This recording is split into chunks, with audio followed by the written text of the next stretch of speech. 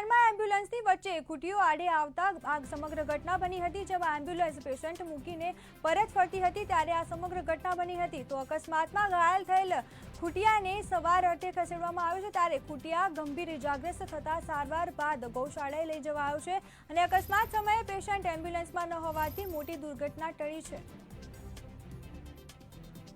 તો આ મુદ્દે વાત કરવા માટે આપણી સાથે સંવાદદાતા આશીષ જોડાઈ ગયા છે। જે આશીષ જણાવશો કે જે પ્રમાણે પોરબંદરથી આ ઘટના સામે આવી છે, જેમાં એમ્બ્યુલન્સની વચ્ચે ખૂટીઓ આડે આવતા સમગ્ર ઘટના બની હતી, તો શું છે આ સમગ્ર ઘટના?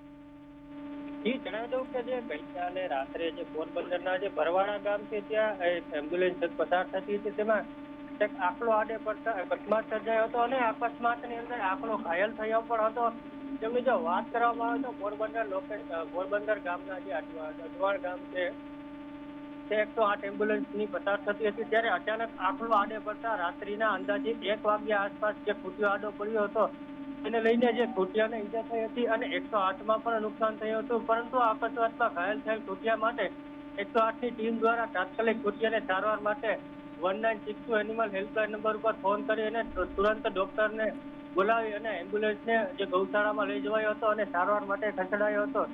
આ ઘટનામાં કોઈ 108ની અંદર પેશન્ટ ન હોવાને કારણે કોઈ દુર્ઘટના કે જાનહાનિ ન થઈ હતી, તેમજ ડ્રાઈવર તેમજ ડોક્ટરને કોઈ પણ જાતનું પણ નુકસાન કે ઈજા ન થતી હતી અને જેને લઈને આ આંકડો ગંભીર ઘાયલ થયો હતો તેને સારવાર અર્થે હોસ્પિટલ બાદમાં ગૌશાળામાં ખસેડવામાં આવ્યો હતો। જે આશીષ, સમગ્ર માહિતી બદલ આપનો આભાર। તો પોરબંદરમાં એમ્બ્યુલન્સની વચ્ચે ખૂટીઓ આડે આવતા સમગ્ર ઘટના બની હતી, જેમાં એમ્બ્યુલન્સ પેશન્ટ મૂકીને પરત ફરતી હતી ત્યારે આ અકસ્માતની ઘટના બની હતી।